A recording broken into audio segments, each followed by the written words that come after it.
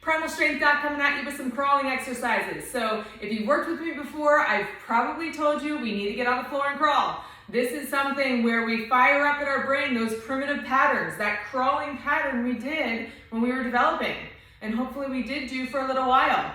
So this is something after doing some hip mobility work, shoulder mobility work, breathing, midline, whatever it may be, I always pair this with some crawling afterwards.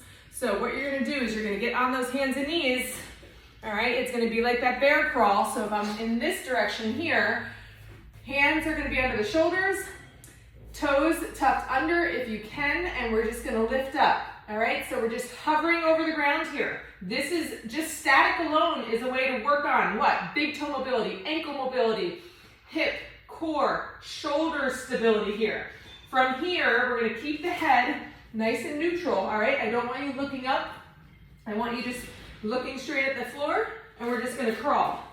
All right, so you can go 5, 10 steps forward, but I want you going forward, I want you going back, and I want you trying side to side, both directions.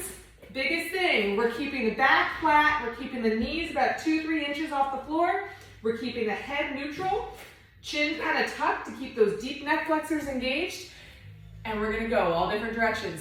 Make sure you're breathing. You might wanna hold your breath if it's a little challenging.